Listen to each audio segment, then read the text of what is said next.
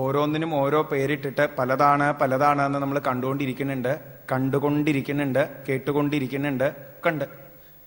നമ്മളോട് പറയാണ് ഇതൊക്കെ വെറും മിഥ്യയാണ്. എന്നിട്ട് പറയണു ഏതോ ഒരു ബ്രഹ്മമാണ് സത്യം. മനസ്സിലാവില്ല, ഒട്ടും മനസ്സിലാവില്ല. പിന്നെ എന്താ ഒരു ഗുണം എന്ന് ചോദിച്ചാൽ, ഞാനത് മനസ്സിലാക്കിയിട്ടുണ്ടെന്ന് പറയാൻ പാകത്തിന് ഇതപ്പത്തിലെ ശ്ലോകങ്ങളൊക്കെ വേണ്ടതുപോലെ നമ്മുടെ ഭാഷയിലേക്ക് ട്രാൻസ്ലേറ്റ് ചെയ്ത് പറഞ്ഞാൽ പഠിക്കാം. എവിടെയാ ഒരു കുഴപ്പമുള്ളത് എന്ന് ചോദിച്ചാൽ, ഉപദേശം കേട്ടത് രഘുഗണനാണ്, ഉപദേശം കൊടുത്തത് ഭരതയോഗീശ്വരനാണ്. ഭരതയോഗീശ്വരൻ പറഞ്ഞു കൊടുത്തപ്പോ രഘുഗണന് മനസ്സിലായി. കപില ഭഗവാൻ പറഞ്ഞു കൊടുത്തപ്പോ ദേവഹൂതി ദേവിക്ക് മനസ്സിലായി. ശ്രീശുക ബ്രഹ്മർഷി പറഞ്ഞു കൊടുത്തപ്പോ പരീക്ഷത്തിനും മനസ്സിലായി. നമ്മള് ഇതില് പറയുന്ന ആചാര്യന്മാരെ പോലെയും അല്ല, ഇതിൽ കേൾക്കുന്ന ശ്രോതാക്കളെ പോലെയും അല്ല. അതുകൊണ്ട് എന്താ ഉണ്ടാവണത് എന്ന് അവർക്ക് കിട്ടിയ അനുഭവം നമുക്കില്ല, അത്രയേ ഉള്ളൂ. പക്ഷേ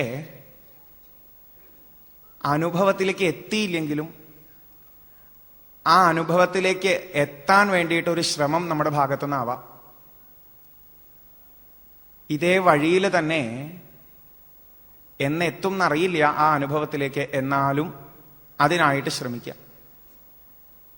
നമ്മൾ എളുപ്പത്തിൽ പറയുന്ന ഒരു വഴിയാണ് ആധ്യാത്മിക മേഖല എന്ന് പറഞ്ഞാൽ, ആധ്യാത്മിക ഗ്രന്ഥങ്ങളൊക്കെ അങ്ങനെ വായിക്കുക, ഇതുപോലെയുള്ള സത്സംഗങ്ങളിലൊക്കെ അങ്ങനെ പങ്കെടുക്കുക. പിന്നെ ഇന്നത്തെ ഭാഷയിൽ പറഞ്ഞാൽ ഒരു ഡ്രസ് കോഡും കൂടിയും വേണം, എന്നാൽ ആധ്യാത്മിക മേഖലയാവും. അതേസമയം ഇപ്പൊ ഇത്രയും പേര് നമ്മൾ ഒരുമിച്ചിരുന്ന് ഇതിങ്ങനെ കേൾക്കണു, പറയണു. അതേസമയം എത്രയോ പേര് ലോകത്തിൽ വേറെ എന്തൊക്കെയോ പ്രവൃത്തികൾ ചെയ്തുകൊണ്ടിരിക്കുന്നുണ്ട്. നമുക്ക് ആദ്യം തോന്നുക അവരൊന്നും ശരിയല്ല. ഞങ്ങളിത് കേൾക്കണത് കൊണ്ട്, ഞങ്ങളിത് പറയണത് കൊണ്ട് ഞങ്ങളാണ് നേർവഴിക്ക് പോയിരിക്കണത്. വേദത്തിലൊക്കെ പറഞ്ഞിരിക്കണത് കണ്ടിട്ടില്ലേ?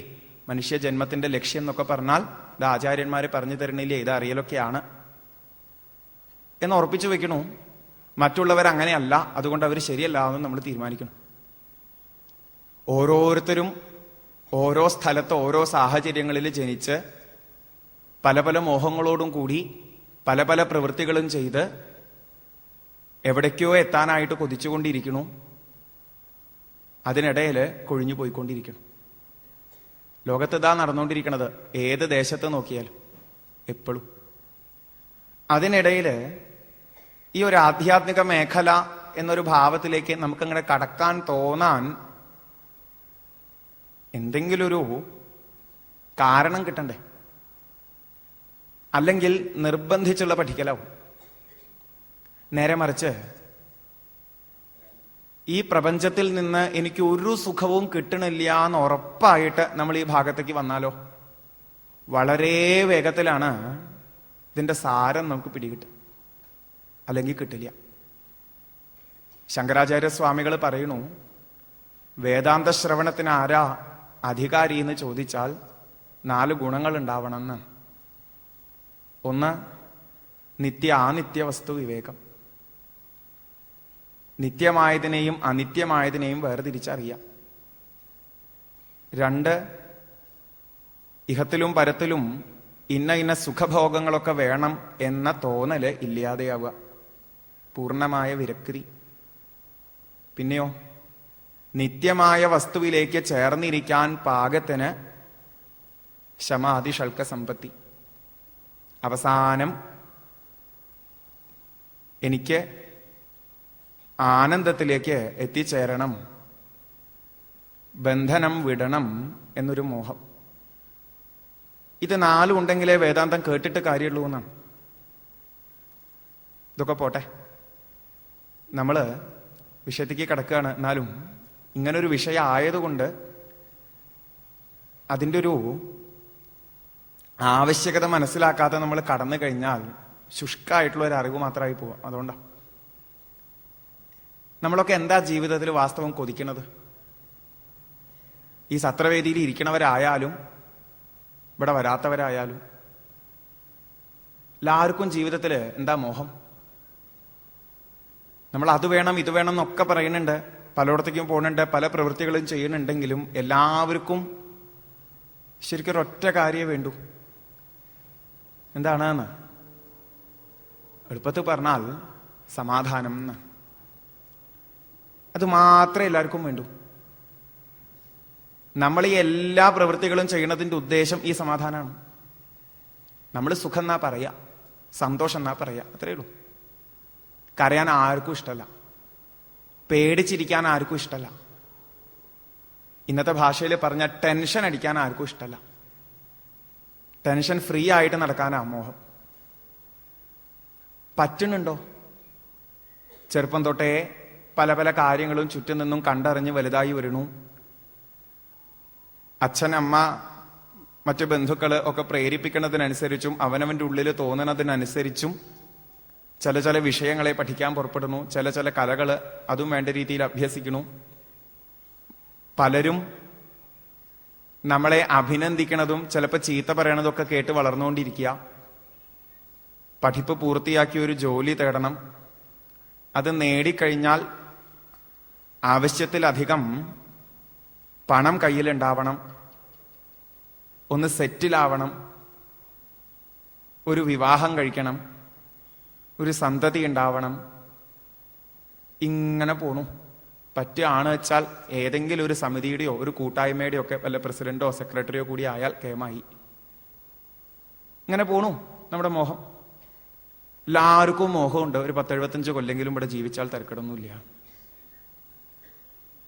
ഇതിൽ ഓരോ ഘട്ടത്തിലും നമ്മൾ ഓരോന്നും ചെയ്തുകൊണ്ടിരിക്കുന്നത് സുഖമായിട്ടിരിക്കാൻ വേണ്ടിയിട്ടാ. വിതുരൻ പറഞ്ഞത് വെറുതെ അല്ല ഭാഗവതത്തില്.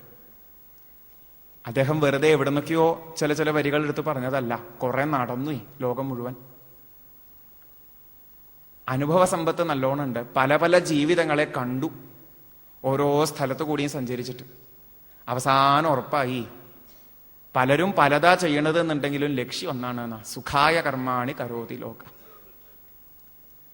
എന്നിട്ട് കിട്ടുന്നുണ്ടോ സുഖം? ഇല്ല. ഉള്ള ദുഃഖം കുറച്ച് പോയോ? അതുമില്ല. പിന്നെന്താ ഉണ്ടായത്? എക്സ്ട്രാ കുറച്ച് ദുഃഖം കൂടിയും കിട്ടിയിട്ടുണ്ട്. എന്നാലും ആ ചെയ്യണത് നിർത്താണ്ട് പിന്നെയും ചെയ്തുകൊണ്ടിരിക്കുകയും ചെയ്യും. സമാധാനം കൊതിക്കണവർക്ക് ഇതെന്ത് ചെയ്തിട്ടും സമാധാനം കിട്ടണില്ല. എന്തുകൊണ്ടാ കിട്ടാത്തെ? അതിനിപ്പോ ഭാഗവതൊന്നും വായിക്കണ്ട.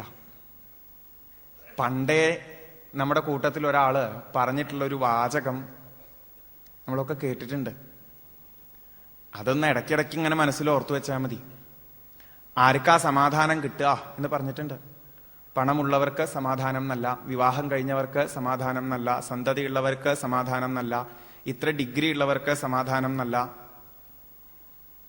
പിന്നെയോ സന്മനസ്സുള്ളവർക്ക് സമാധാനം എന്നാണ്. കാര്യം കഴിഞ്ഞു.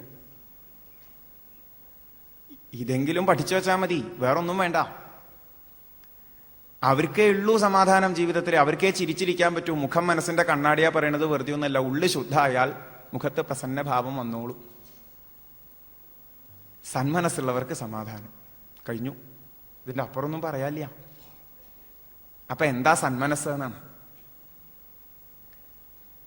നമുക്കതില്ലാന്ന് ഉറപ്പാണേ. സന്മനസ്സുള്ളവർക്ക് സമാധാനം എന്ന് പറഞ്ഞിട്ടുണ്ടെങ്കിൽ നമുക്ക് സമാധാനവും ഇല്ല എന്നുണ്ടെങ്കിൽ അതെന്ന് മനസ്സിലാക്കാനുള്ളത് ഒറ്റൊന്നേ ഉള്ളൂ, സന്മനസ്സുമില്ല. എന്താ ഈ സന്മനസ് എന്ന് പറഞ്ഞാൽ? ഏറ്റവും ചുരുങ്ങിയ പക്ഷം എല്ലാരോടും നല്ല രീതിയിൽ പെരുമാറാൻ, സ്നേഹത്തോടെ പെരുമാറാൻ തോന്നുക, ആരെയും വേദനിപ്പിക്കാണ്ടിരിക്കുക, നല്ല ചിന്തകൾ ഉണ്ടാവുക എന്നൊക്കെ പറയും നമ്മൾ. നല്ല മനസ്സ് എന്ന് പറഞ്ഞാൽ അങ്ങനെങ്കിലും പറഞ്ഞാൽ മതി. കുറച്ചും കൂടി നന്നായി പറഞ്ഞാൽ ഭക്തി, ജ്ഞാനം, വൈരാഗ്യം, ഈ 3 എണ്ണം ഉണ്ടാവണം. അത്രയേ ഉള്ളൂ. നല്ല ഉള്ള് നിർത്താൻ മതി. എന്താ ഇപ്പൊ ഭക്തി, ജ്ഞാനം, വൈരാഗ്യം? ഈ പേരൊക്കെ കേൾക്കുമ്പോൾ നമ്മളിപ്പോ ഈ സത്രവേദിയിൽ ആയതുകൊണ്ട്, സ്ഥിരം കേട്ടുപരിച്ചുള്ളതായതുകൊണ്ട് നമുക്ക് വലിയ കുഴപ്പമൊന്നുമില്ല. പക്ഷെ നമ്മളെപ്പോഴും ജീവിക്കണ ഈ ലോകത്ത് എന്തുകൊണ്ടാ പലരും ഇതിനൊന്നും കടക്കാത്തത് എന്ന് ശ്രദ്ധിക്കുമ്പോഴാണ് ഇതിലേക്ക് കൂടുതൽ സൂക്ഷ്മമായിട്ട് നമ്മൾ നോക്കുക. ഭക്തി, ജ്ഞാനം, വൈരാഗ്യം എന്ന് പറഞ്ഞാൽ നമുക്ക് അത്ര അങ്ങട് ആവില്ല. അതേസമയം അതൊന്ന് അഡ്ജസ്റ്റ് ചെയ്യാം. സമാധാന നമുക്ക് വേണ്ടത്. എന്തൊന്നിനെ കൂടെ കൂട്ടിയാലാണോ സമാധാനം കിട്ടുക, എന്തൊന്നിനെ കൂടെ കൂട്ടുമ്പോഴാണോ സമാധാനം നഷ്ടപ്പെടുക, ഇത് വേർതിരിച്ചറിയണതാണ് ജ്ഞാനം എന്ന് പറഞ്ഞാൽ. അല്ലെങ്കിൽ എന്തൊന്നിനോട് ചേർന്നാലാണോ സമാധാനം കിട്ടുക, എന്തൊന്നിനോട് ചേർന്നാലാണോ സമാധാനം നഷ്ടപ്പെടുക, ഇത് തിരിച്ചറിയണതാണ് ജ്ഞാനം. അതറിഞ്ഞിട്ടോ സമാധാനത്തിലേക്ക് എത്തിച്ചേരാവുന്നതിന്റെ കൂടെ എപ്പോഴും ചേർന്ന് നിൽക്കുക, അത് ഭക്തി. സമാധാനം നഷ്ടപ്പെടുന്നതിന്റെ കൂടെ ചേരാതെ നിൽക്കുക, അത് വിരക്തി.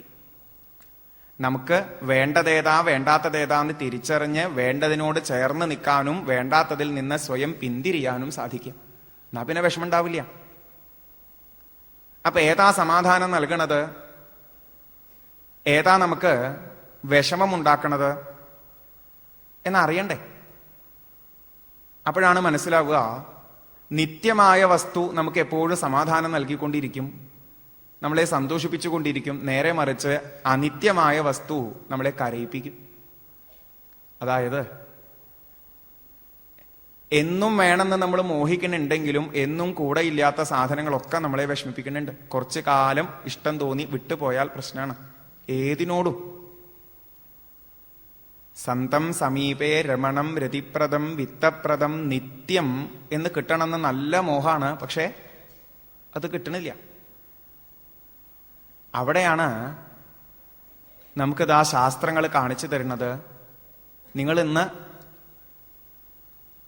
നിങ്ങൾക്കുള്ള 5 ഇന്ദ്രിയങ്ങളെ കൊണ്ട് അറിയുന്ന ഈ പ്രപഞ്ചം അത് അനിത്യമാണ്. നിത്യമായിട്ട് ഒരേ ഒരു വസ്തുവേ ഉള്ളൂ. സർവേശ്വരനോ ബ്രഹ്മേതി പരമാത്മേതി ഭഗവാനിതി ശബ്ദത്തെ. ഏത് തരത്തിൽ പറഞ്ഞാലും വിരോധമില്ലേ. ആ ഒന്നേ ഉള്ളൂ, സത്യമായിട്ട് അതേ ഉള്ളൂ. അതുകൊണ്ട് അതറിഞ്ഞാൽ താപത്രയങ്ങളും ഇല്ലാണ്ടാവും. നമ്മുടെ ടെൻഷൻ മുഴുവൻ തീരും. പേടിയില്ലാത്ത, സങ്കടമില്ലാത്ത, സുഖം ദുഃഖം എന്ന ഭേദഭാവം പോലും ഇല്ലാത്ത, എപ്പോഴും ആനന്ദം നിറഞ്ഞൊരു നിലയിലേക്ക് ഇവിടെ തന്നെ നമുക്ക് എത്തിച്ചേരാം. ഇതാണ് ആധ്യാത്മിക ഗ്രന്ഥങ്ങൾ നമുക്ക് കാണിച്ചു തരുന്നത്. ഇതിന്റെ പ്രസക്തി എന്താന്നുള്ളത് നമ്മൾ തന്നെ ഉറപ്പിച്ച് ഇതിലേക്ക് കടക്കണേ. ഈ പ്രപഞ്ചം നമ്മൾ അതിനോട് അടുപ്പം വയ്ക്കും തോറും നമുക്ക് വിഷമമാണ് ഉണ്ടാവണത് എന്ന് എത്ര വേഗത്തിൽ ബോധ്യാവണോ അത്ര വേഗത്തിൽ ഇതിലേക്ക് കടക്കും. വിരക്തിയാണ്, പ്രപഞ്ചത്തിൽ ഉണ്ടാവുന്ന വിരക്തിയാണ് നമുക്ക് ഈശ്വരഭാവത്തിലേക്ക് കടക്കാൻ ഏറ്റവും അധികം ആവശ്യം. അതില്ലാത്തതുകൊണ്ടാണ് ചിന്തിക്കുക. നമ്മളൊക്കെ കൊല്ലങ്ങളായിട്ട് കേൾക്കണതാണ് ഈ ഭാഗവതവും ഭഗവത്ഗീതയും നാരായണയും ഒക്കെ. ഭാഗവത ഗ്രന്ഥത്തിൽ കാണുന്ന പലരും ഒരു തവണയൊക്കെ കേട്ടിട്ടുണ്ടാവുള്ളൂ ഈ കാര്യം. എന്നിട്ട് എന്തേ നമുക്ക് ഇപ്പോഴും ഇത് അനുഭവമാവാത്തെ? അനുഭവമായാലുള്ള ലക്ഷണം എന്താണെന്നും ഭാഗവതം കാണിച്ചു തരുന്നുണ്ട്. ഭരത യോഗീശ്വരനിലേക്കാ പറഞ്ഞെത്തണേ. അദ്ദേഹം തന്റെ 3ാമത്തെ ജന്മത്തിൽ എന്ന് പറയാം, അവിടെ എങ്ങനെയാ കഴിഞ്ഞിരുന്നത് എന്ന് നമ്മൾ ഇതാ കേട്ടിട്ടുണ്ട്. ഒരു ടെൻഷനും കൂടാതെ പുറമേയുള്ള സാഹചര്യങ്ങള് അദ്ദേഹത്തെ ഇളക്കുന്നേയില്ല. അദ്ദേഹം ആ ബോധത്തില് എപ്പോഴും നിലനിൽക്കുന്നു. പറയാൻ പറ്റുമോ? യദസംഭ്രമ സ്വശിരശ്ഛേദന ആപതിതേപി. ഈ ചെറിയൊരു വരി പോലെ വെട്ടാൻ ആൾക്കാർ കൊണ്ടുവന്നപ്പോ ബലിപീഠത്തിലേക്ക് തല താഴ്ത്തി വാളെടുത്ത് ഇങ്ങനെ വെട്ടാൻ പുറപ്പെടുമ്പോഴും നോ ടെൻഷൻ. ഉറപ്പായുണ്ട് നമുക്ക് അനുഭവമായിട്ടില്ല. നമ്മൾ ആ നിലയിലെത്തിയിട്ടില്ല. അത്ഭുതപ്പെട്ടിരിക്കുന്ന പരീക്ഷത്തിനോടാ പറഞ്ഞത് നവാ ഏതത് അത്ഭുതം. ഇതൊന്നും അത്ഭുതമുള്ള കാര്യേയല്ല. വിമുക്തദേഹാദ്യാത്മഭാവ സുദൃഢഹൃദയ ഗ്രന്ഥീനാം സർവസത്വസുഹൃദാത്മനാം നിർവൈരാണാം സാക്ഷാത് ഭഗവത ആനിമിഷ ആരിവരായുധേന അപ്രമത്തേന തൈർഭാവൈ പരിരക്ഷ്യമാണാനാം തൽപാദമൂലം അകുതശ്ചിദ്ഭയം ഉപസൃതാനാം ഭാഗവത പരമഹംസാനാം. നിരന്തരം ഭഗവത് പാദമൂലത്തെ ഉപാസിച്ചിരിക്കുന്ന ഭാഗവത പരമഹംസന്മാർ, നിർവൈരാണാം, അതേപോലെ സർവഭൂത സുഹൃദാത്മനാം എന്നും, ആരോടും വൈരമില്ലാത്ത എല്ലാവർക്കും സുഹൃത്തായിട്ട് ശോഭിക്കുന്ന ഭാവം. ഇതാണ് പ്രാക്ടിക്കലായിട്ട് ഈ അറിവ് നേടിയവരെ നമ്മളിവിടെ കാണാം. ആരോടും ദേഷ്യം ഉണ്ടാവില്ല. എല്ലാവരിലും ഒരേ ചൈതന്യത്തെ തന്നെ കണ്ടുകൊണ്ട് ഞാൻ അതായിത്തീർന്നു എന്ന് പറയുന്നതിനേക്കാൾ എല്ലാവരിലും അതേ ചൈതന്യത്തെ തന്നെ കണ്ടുകൊണ്ട് എപ്പോഴും അതിനെ സേവിക്കുന്ന ഒരു ഭാവം. തൽ പാദമൂലം അകുതശ്ചിദ്ഭയം ഉപസൃതാനാം. ഭരതയോഗീശ്വരൻ കാണിച്ചു തരുന്ന ഭാവമാണത്. അങ്ങനെയുള്ള ഭാഗവത പരമഹംസന്മാരുടെ അനുഭവജ്ഞാനമാണ് ഈ ബ്രഹ്മസത്യം ജഗന്മിഥ്യ എന്നുള്ളത്. നമ്മൾ കഥയിൽ കേട്ടിരിക്കണു. ഈ ഭരതയോഗീശ്വരൻ പ്രാരബ്ധത്തെ തീർക്കാനായിട്ട് പുണ്യത്തെയും പാപത്തെയും അനുഭവിച്ച് തീർക്കാനായിട്ട് സഞ്ചരിക്കണു. രഘുഗണൻ എന്ന രാജാവ് പലരെ കൊണ്ട് പല്ലക്കെടുത്ത് സഞ്ചരിക്കെ അതിന്റെ കൂട്ടത്തിൽ ഒരാളുടെ കുറവ് വന്നപ്പോ ആ സംഘത്തിന്റെ തലവൻ അടുത്ത് കണ്ട ഭരതയോഗീശ്വരനെ വിളിച്ചു, വന്നെടുക്കാൻ പറഞ്ഞു. കണ്ടാൽ നല്ല തടിയൊക്കെ ഉണ്ട്, പാകാണ്, ഒരു സംശയവും കൂടി ഇല്ല അദ്ദേഹത്തിന്. അദ്ദേഹം ചെന്നു, പല്ലക്കെടുത്തു.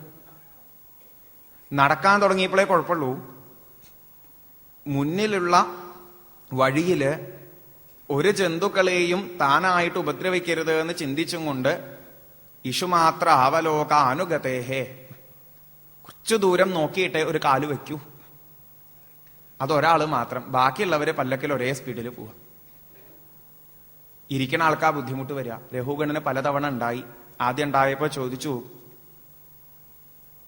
എന്താ ഇതിങ്ങനെ ശരിയല്ലാത്ത രീതിയിൽ നിങ്ങൾ എടുക്കണത് എന്ന്. അപ്പൊ അവര് പറഞ്ഞു, ഞങ്ങളല്ല, ഇയാളാണ്, പുതിയ ആളാ, ഇതാ കുഴപ്പം. നോക്കി രഘുഗണൻ, ഒരാൾക്ക് വന്നാൽ മതി ഈ പ്രശ്നം, ഇതെല്ലാവർക്കും ബാധിക്കും, അതിനു മുമ്പേ തീർക്കണം എന്ന് തീരുമാനിച്ചു. ഭരതയോഗീശ്വരനെ നോക്കിയപ്പോ അത്യാവശ്യം തടിയുണ്ട്, ഇപ്പൊ വന്നിട്ടേ ഉള്ളൂ പല്ലക്കെടുക്കാൻ. ഒറ്റയ്ക്കല്ല എടുക്കണത്, ഇവരൊക്കെ എടുക്കണുണ്ട്. ഇതൊക്കെ നന്നായിട്ട് അറിയാം രഘുഗണന്. അതേ രഘുഗണൻ ഭരതയോഗീശ്വരനെ നോക്കിയിട്ട് പറയാ, കഷ്ടട്ടോ, വളരെ മെലിഞ്ഞൊരാളാണേ, കുറേ നേരം ഈ പല്ലക്കെടുക്കണു, ഒറ്റയ്ക്കാ എടുക്കണത്, വേറെ ആരും കൂടെ ഇല്ലേനും, അല്ലാണ്ട് ക്ഷീണിച്ചിട്ടുമുണ്ട്, കുറെ ദൂരം നടന്നപ്പോഴേ എന്നൊക്കെ പറഞ്ഞു. കളിയാക്കിയതാ. ഭരതയോഗീശ്വരൻ അത് കേട്ട ഭാവല്ല. ഇതൊക്കെ നമുക്ക് പാഠാട്ടോ. ഇങ്ങനെ എന്തെങ്കിലും ഒരു കളിയാക്കൽ മറ്റുള്ളവരുടെ ഭാഗത്തുനിന്ന് ഉണ്ടായാൽ പോലും നമ്മൾ ഇളകണുണ്ട് എന്നുണ്ട് വെച്ചാൽ എവിടെ എത്തിയിട്ടില്ല എന്നുള്ളതിന് തെളിവാണ്. അദ്ദേഹത്തിന് അവിടെ പറയും, തെറ്റിദ്ധാരണ ഉണ്ടായിരുന്നേ ഇല്ല എന്നാണ്. ബ്രഹ്മഭൂതസ്തൂഷ്ണീം ശിബികാം പൂർവവധുവാഹ. അദ്ദേഹം അതേ ബോധത്തിലാണ്, ഇതൊന്നും തന്നെ ബാധിക്കണതല്ല എന്നറിയാം. അതുകൊണ്ട് വീണ്ടും പ്രശ്നം ഉണ്ടായപ്പോഴാണ് ഭരതയോഗീശ്വരനോട് ഇതേ രഘുഗണൻ പറഞ്ഞത്, ഞാൻ രാജാവ്, നീ എന്റെ പ്രജ, ഞാൻ ഓർഡർ ഇട്ടിട്ടും നിനക്ക് കേൾക്കാൻ വയ്യാന്നുണ്ടെങ്കിൽ പിന്നെ ഞാൻ ദണ്ഡപാണിരിവ തേ ചികിത്സാം കരോമി, അന്തകനെ പോലെ നിനക്ക് വേണ്ട ശിക്ഷ നൽകുന്ന, നേരെയാക്കും നിന്നെ. ഇത്രയൊക്കെ വാക്കുകൾ കേട്ടപ്പോഴാണ് ആചാര്യന്മാര് പറയാറുണ്ട്, ഇന്നേ വരെ ഒരാളോട് സംസാരിക്കാത്ത ഭരതയോഗീശ്വരൻ ഈ രഘുഗണനോടൊന്ന് സംസാരിച്ചേക്കാന്ന് തീരുമാനിച്ചു എന്ന്. ചില ആചാര്യന്മാർ അനുസ്മരിച്ച് കേട്ടിട്ടുണ്ട്, അന്ന് മാൻകുട്ടിയായിട്ട് വന്ന ആളാത്ര ഈ രഘുഗണൻ. അതിലേക്ക് കടന്നാൽ നമുക്ക് കൺഫ്യൂഷൻ ആവുമെന്ന് മാത്രമല്ല, നമ്മൾ രഘുഗണൻ പഴയ മാൻകുട്ടിയാണെന്നും ഭരതയോഗീശ്വരൻ പഴയ ചക്രവർത്തിയാണെന്നും മാത്രം പഠിക്കും. അല്ലാണ്ട് ഇപ്പൊ ഇതിന്റെ ഇടയിൽ നിന്ന് കിട്ടേണ്ടതൊന്നും കിട്ടലുണ്ടാവില്ല. അത് പോട്ടെ, എന്തായാലും പുറമേ ചിരിച്ചുകൊണ്ട് ഉള്ളിലൊട്ടും അഹങ്കാരമില്ലാത്തവനായിട്ട് ഭരതയോഗീശ്വരൻ രഘുഗണനോട് പറയാൻ പുറപ്പെടുക. ഇയാള് പറയുന്നുണ്ട്, ഉപാസിത വൃദ്ധോപി നിസർഗേണ ബലാൽകൃത ഈഷദുത്ഥിതമന്യു. സജ്ജനങ്ങളെ സേവിച്ചിട്ടൊക്കെ ഉണ്ട്, പക്ഷേ യോഗേശ്വരചര്യായാം നാദിവ്യുൽപ്പന്നമതിം. സജ്ജനങ്ങൾ എന്ന് പറഞ്ഞാൽ നമ്മളൊക്കെ ധരിക്കണത് പോലെ പുസ്തകമൊക്കെ കയ്യിൽ പിടിച്ച് കുറിയൊക്കെ തൊട്ട് അങ്ങനെ നടക്കണവരാണ് എന്നേ ധരിച്ചിട്ടുള്ളൂ രഘുഗണൻ. അങ്ങനെയുള്ളവരുടെ അടുത്തൊക്കെ ചെന്ന് നമസ്കരിക്കും. അതല്ലാണ്ടേ ഇങ്ങനെ ഒരു ഭ്രാന്തനെ പോലെ ജഡനെ പോലെയൊക്കെ ഒരു മഹാത്മാവ് ഉണ്ടാവുന്നൊന്നും ധരിച്ചിട്ടില്ല. ഭരതയോഗീശ്വരൻ പറഞ്ഞു കൊടുത്തു, അങ്ങ് പറഞ്ഞതിൽ ഒരു തെറ്റുമില്ല കേട്ടോ. അങ്ങ് എന്താ പറഞ്ഞത്? വക്രോക്തിയിലൂടെയാ പറഞ്ഞത് എന്നുണ്ടെങ്കിലും അങ്ങ് ഉദ്ദേശിച്ചത് എനിക്ക് ക്ഷീണമില്ല, ഞാൻ തടിച്ചിട്ടാണ്, അങ്ങനെയാണെന്നൊക്കെയല്ലേ. ഭരതയോഗീശ്വരൻ പറഞ്ഞു, ശരിയാണ്, എനിക്ക് ക്ഷീണമില്ല. ക്ഷീണം എപ്പോഴാ ഉണ്ടാവുക? വല്ലാണ്ട് ഭാരം വഹിച്ച് നടന്നാൽ ക്ഷീണം ഉണ്ടാവും എന്നാണ് അങ്ങ് പറയണത്. ഭരതയോഗീശ്വരൻ ചോദിക്കണു, പല്ലക്കിനെ എടുക്കുന്നത് ശരീരാണ്, ഭാരം എന്ന് പറയണത് പല്ലക്ക് എടുക്കുന്ന ആൾക്ക് ഉണ്ടെങ്കിൽ ആ പല്ലക്ക് എടുക്കുന്നത് ഞാനുമാണെങ്കിലാണ് എനിക്ക് ഭാരം ഉണ്ടാവുക. പല്ലക്കിരിക്കണത് ശരീരത്തിന്റെ തോളിലാണ്, അതും ഞാനുമായിട്ട് ഒരു ബന്ധുവില്ല എന്ന് പറഞ്ഞു. കുറെ ദൂരം നടന്നൂലോ എന്ന് പറഞ്ഞു. ഭരതയോഗീശ്വരൻ ചോദിച്ചു, അങ്ങനെ സഞ്ചരിക്കണ ഒരു സാധനവും അതിന് സഞ്ചരിക്കാൻ ഒരു വഴിയും ഉണ്ടായാലല്ലേ ഇപ്പൊ അങ്ങ് പറഞ്ഞത്? അത് ഞാനാവും വേണം ആ സഞ്ചരിക്കണത്, എനിക്കങ്ങനെ സഞ്ചരിക്കാൻ കുറെ വഴി ഉണ്ടാവും വേണം. ഭരതയോഗീശ്വരൻ പറയണു, താൻ എല്ലാ ദിക്കിലും നിറഞ്ഞിരിക്കണവനാണ്, തനിക്ക് സഞ്ചാരമില്ല, അതുകൊണ്ട് സഞ്ചരിച്ചിട്ട് ക്ഷീണാവുക എന്നുള്ള കാര്യം അതുമില്ല. പിന്നെ തടിച്ചിട്ടാൻ വലിഞ്ഞിട്ടാന്നൊക്കെ പറഞ്ഞത്. സ്ഥൗല്യം കാർശ്യം വ്യാധയ ആധയശ്ച ക്ഷുത്രിക് ഭയം കലിരിച്ഛ ജരാച നിദ്രാരതിർ മന്യുരഹം മദശുചോ ദേഹേന ജാതസ്യഹി മേ ന സന്തി. അങ്ങ് പറഞ്ഞ ഈ തടിയല് മെലിയല് വ്യാധികള് ആധികള് ഇതൊക്കെ ദേഹത്തിൽ അഭിമാനമുള്ളവനേ ഉള്ളൂ. ദേഹമുണ്ടായതോടുകൂടി ആരുണ്ടായിട്ടുണ്ടോ അവനേ ഉള്ളൂ, എനിക്കില്ല. ദേഹാഭിമാനമുള്ളവനെ ഇതൊക്കെ ഉള്ളൂ, അത് വിട്ടവനതൊന്നുമില്ല എന്നാണ്. അങ്ങ് രാജാവാണ്, ഞാൻ പ്രജയാണെന്ന് പറഞ്ഞു. അറിവുള്ളവര് നിലനിൽക്കുന്ന ഭാവത്തിനെ പ്രാധാന്യം കൊടുത്തിട്ടുള്ളൂ. നാളെ ഞാൻ രാജാവും അങ്ങ് പ്രജയും ആയിക്കഴിഞ്ഞാൽ ഈ ഒരു വിധിക്കും അതനുസരിച്ചുള്ള കൃത്യത്തിനും വലിയ സ്ഥാനമൊന്നും ഉണ്ടാവില്ല. എന്നാലും തൽക്കാലം ഇപ്പൊ അങ്ങേക്ക് രാജാവാണ് അങ്ങ് എന്നും ഞാൻ പ്രജയാണെന്നും തോന്നുന്നുണ്ട് വെച്ചാ പറഞ്ഞോളൂ, ഞാൻ എന്താ വെച്ചാ ചെയ്യാം. പിന്നെ എന്നെ നേരെയാക്കുന്നു പറഞ്ഞത്, ഉന്മത്തനെ പോലെ മത്തനെ പോലെ ജഡനെ പോലെ മറ്റുള്ളവർക്ക് തോന്നുമെങ്കിലും വാസ്തവത്തിൽ അറിയേണ്ടതിനെ അറിഞ്ഞ് സ്വരൂപസ്ഥിതിയിൽ ഇരിക്കുന്ന എന്നെ സംബന്ധിച്ച് ഇനി അങ്ങയുടെ ചികിത്സ കൊണ്ട് പ്രയോജനമൊന്നുമില്ല. നേരെ ആക്കാൻ ശ്രമിക്കാച്ചാൽ നേരെ ആയി കഴിഞ്ഞു. ഇനിയിപ്പോ എങ്ങടാ? പിഷ്ടപേഷ ആചാര്യന്മാര് പറയാറുണ്ട്, അരഞ്ഞതിനെ വീണ്ടും അരയ്ക്കാൻ പുറപ്പെടുന്നത് പോലെയാവുന്ന. കഴിഞ്ഞു, ഇനി നേരെയാക്കൽ ഇവിടുന്ന. ഇനി അതല്ല അങ്ങ് വിചാരിക്കണത് പോലെ ഞാനൊരു സ്തബ്ധനാണ് പ്രമത്തനാണ് എന്നുണ്ടെങ്കിലും എന്നെ അങ്ങ് ചികിത്സിച്ചത് കൊണ്ട് ഒരു മാറ്റവും വരാൻ പോകില്ല, കൂടുതൽ ദുഷ്ടനാവുകയുള്ളൂ ചിലപ്പോൾ. ഇങ്ങനെ കുറച്ച് വാക്കുകള് ഇത് കേൾക്കേണ്ട താമസം രഘുഗണൻ വിറച്ചു. ഇദ്ദേഹം ഉന്മത്ത ജഡനെ പോലെ കാണുന്നുണ്ടെങ്കിലും അതല്ലാന്ന് ഉറപ്പായി. വേഗം ശിരസാ പാദമൂലം ഉപസൃത ക്ഷമാപയൻ വിഗത നൃപദേവസ്മയ ഉവാച. വേഗം അവിടെ നിന്ന് ഇറങ്ങി തദ്ഹൃദയഗ്രന്ഥിമോചനം ബഹുയോഗഗ്രന്ഥസമ്മതം ദ്വിജവച ആശ്രിത്യ. പല പല ഗ്രന്ഥങ്ങളുടെയും സാരത്തെ അടങ്ങുന്ന വാക്കുകൾ അതിനെ വേണ്ടതുപോലെ കേട്ടപ്പോ വേഗം വന്ന് ഭരതയോഗീശ്വരന്റെ കാൽക്കൽ വീണ് നമസ്കരിച്ചു, ക്ഷമാപണം നടത്തി. അങ്ങ് ആരാന്ന് ചോദിക്കണം. പൂഴ്നൂല് കാണാനുണ്ട്, ഇങ്ങനൊരു വേഷം കെട്ടി നടക്കണത് എന്തിന്? ഇതൊക്കെ ചോദിക്കണു. എനിക്ക് നല്ല വിഷമുണ്ട്, ബാക്കി ഒന്നിൽ നിന്നും പേടിയില്ല. പക്ഷേ ബ്രഹ്മതേജസ്സോടുകൂടി ഒരാളെ അപമാനിക്കണതില് അതൊരിക്കലും വരരുതേന്നാ മോഹിക്കണത്. പേടിയാണിപ്പോ. അങ്ങ് ആരാന്ന് പറഞ്ഞു തരൂ. രഘുഗണൻ അറിയിക്കുന്നുണ്ട്, ഞാൻ ജ്ഞാനകലയോടുകൂടി അവതരിച്ച സാക്ഷാത് ഹരിഭഗവാനെ കപിലമൂർത്തിയെ കാണാൻ പുറപ്പെടുകയായിരുന്നു. എന്തിനു വേണ്ടി എന്ന് ചോദിച്ചാൽ ഇവിടെ എന്തൊന്നാ ശരണമുള്ളത് എന്ന് അറിയാനായിട്ട്, എങ്ങനെയായാലാണ് സമാധാനത്തോടു കൂടി ശാന്തിയിലേക്ക് എത്തിച്ചേരാൻ സാധിക്കുക എന്നറിയാൻ വേണ്ടിയിട്ട്. ആ കപിലമൂർത്തി തന്നെയാണോ എന്റെ മുന്നിൽ ഈ വേഷത്തിൽ വന്ന് നിൽക്കണത്?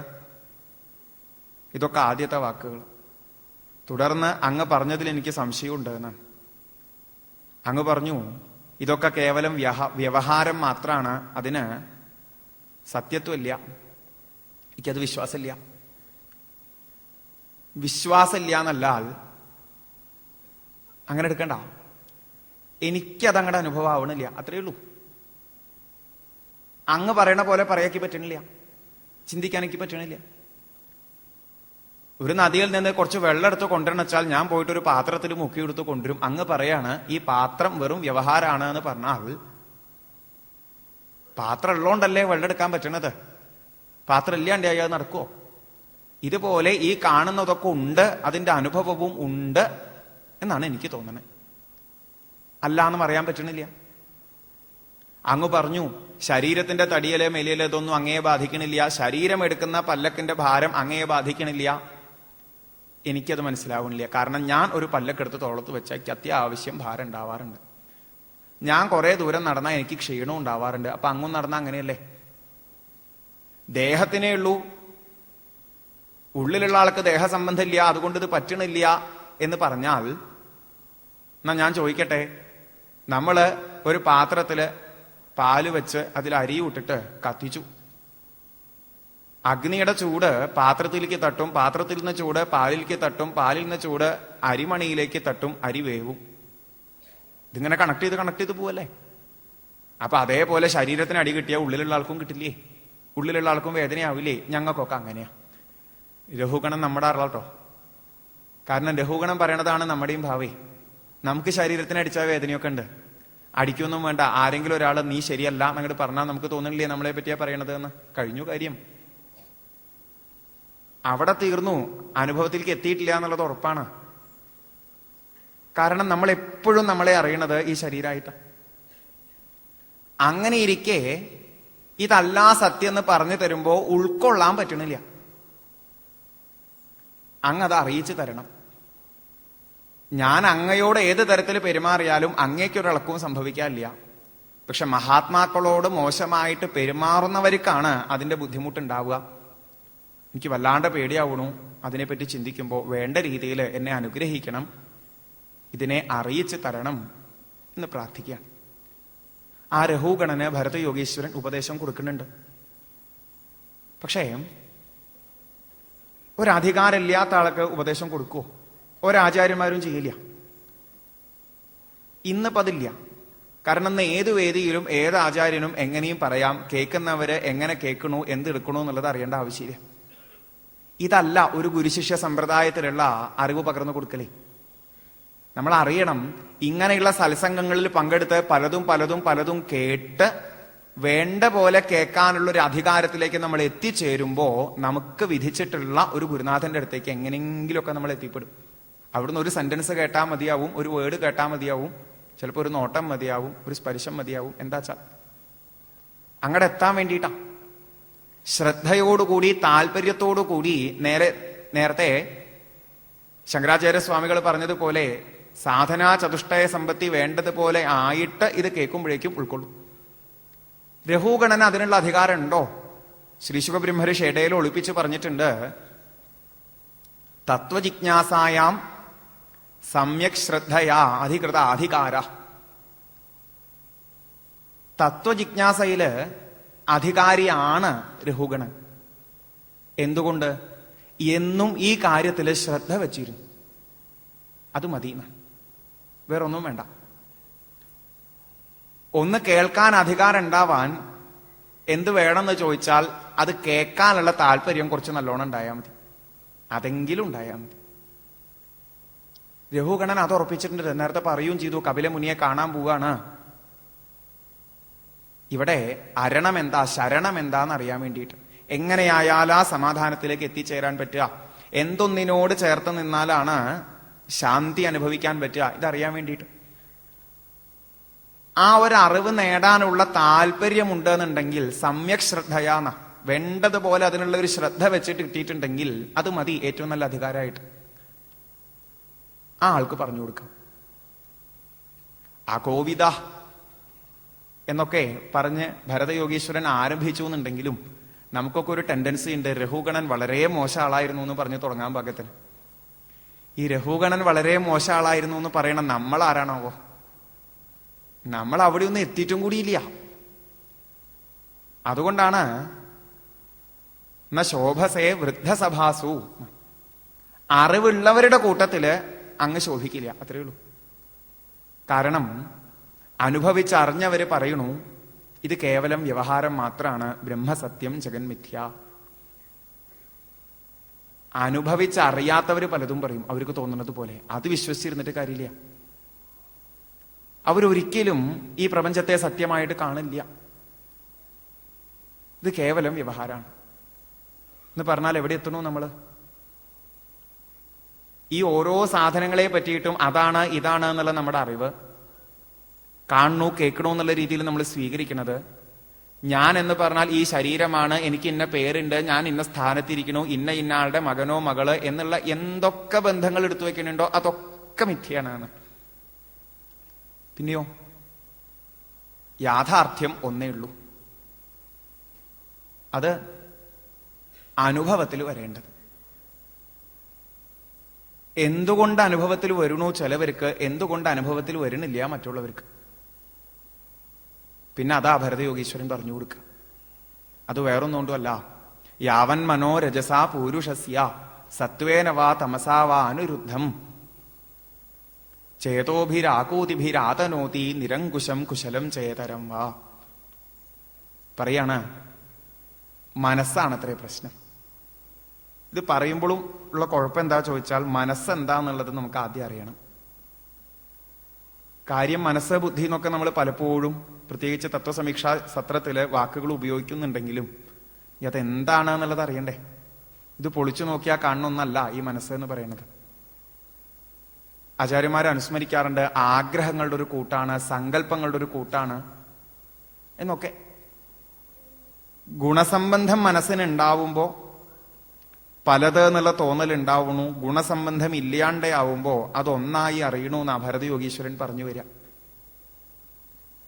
അതായത് നമ്മൾ എപ്പോഴും കേൾക്കുന്നുണ്ട് സത്വരജസ്തമോ ഗുണങ്ങളെ പറ്റിയിട്ട്. പ്രകൃതി ബാലൻസ്ഡ് ആയിരുന്നു, ഭഗവത് പ്രേരണ നിമിത്തം അതിന് ക്ഷോഭമുണ്ടായി, ചില ഗുണങ്ങൾ വർദ്ധിക്കാൻ തുടങ്ങി, അതോടുകൂടി പലതായി. നേരെ മറിച്ച് ഗുണങ്ങളുടെ ഏറ്റക്കുറച്ചിലില്ലാതെ നിർഗുണാവസ്ഥയിലേക്ക് എത്തിച്ചേർന്ന് കഴിഞ്ഞാൽ അവിടെ ശാന്താണ്. അപ്പൊ നമുക്ക് മനസ്സിലാവണമെന്ന് ഇത്രയേ ഉള്ളൂ. ഉള്ളില് സത്വഗുണം വർദ്ധിക്കുക, രജോ ഗുണം വർദ്ധിക്കുക, തമോ ഗുണം വർദ്ധിക്കുക എന്നൊക്കെ നമ്മൾ എപ്പോഴും പറഞ്ഞു കേൾക്കുന്നുണ്ട്. ആദ്യം തന്നെ പറഞ്ഞു തരിക നമ്മളുടെ അടുത്ത്, ഇന്ന ദേശത്ത് വസിക്കണത്, ഇന്ന ഭക്ഷണം കഴിക്കണത്, ഇന്ന വസ്ത്രം ഉടുക്കണത്, ഇന്ന പ്രവൃത്തികൾ ചെയ്യണത്, ഇതൊക്കെ സാത്വികാണ്, അടുത്തത് രാജസാണ്, അടുത്തത് താമസാണ് എന്ന് പറഞ്ഞിട്ട് അതില് നിർഗുണാവസ്ഥയ്ക്ക് ശാന്തമായ ഭാവം വരുന്നുള്ളൂ. തമോ ഗുണത്തെയും രജോ ഗുണത്തെയും വിട്ട് സത്വഗുണത്തിലേക്ക് എത്തിച്ചേരാനും സത്വം കൊണ്ട് തന്നെ ഇല്ലാതെയാക്കി നിർഗുണാവസ്ഥയിലേക്ക് എത്തിച്ചേരാനും നമ്മളുടെ അടുത്ത് പറയും. ഉള്ളു ശുദ്ധമാവുക എന്ന് എളുപ്പത്തിൽ. അവിടെയേ ഈ നേരത്തെ പറഞ്ഞത് അനുഭവമാവുള്ളൂ. ഇന്ന് നമ്മളെ അറിയണത് ഈ മനസ്സാകുന്ന ഉപാധിയിലൂടെ.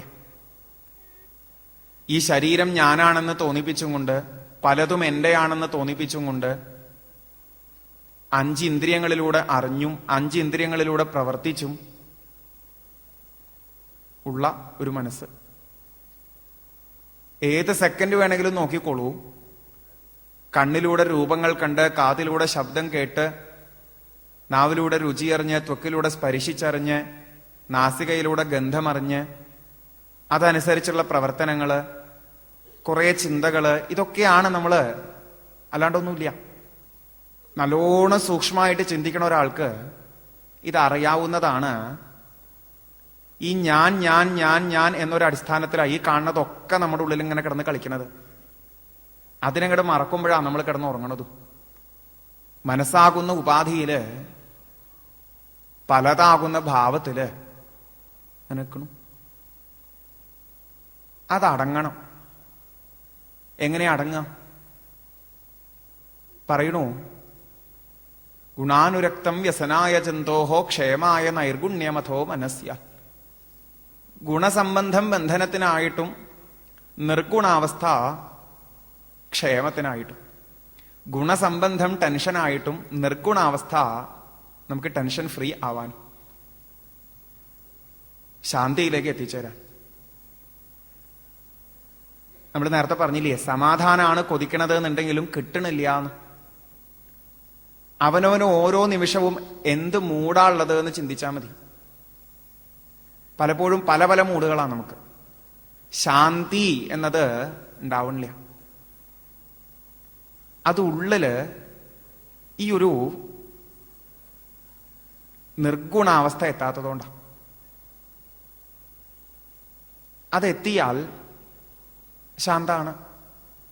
ഏതുപോലെ? എണ്ണയും തിരിയും ഒക്കെ ഉള്ളിടത്തോളം കാലം അഗ്നി ഒരു ജ്വാലയായിട്ട് ഇങ്ങനെ കത്തി നിൽക്കും. എണ്ണയും തിരിയും കഴിഞ്ഞാൽ അത് മഹാഭൂതമായിട്ട് മാറണു, അല്ലെങ്കിൽ അതിൻ്റെ ആ ഭാവത്തിലേക്ക് എത്തിച്ചേരണു. ഈ ഒരു പ്രകാശം ഇല്ലാണ്ടാവണു. ഇതുപോലെ വൃത്തിർ മനശ്രയതേ അന്യത്ര തത്വം.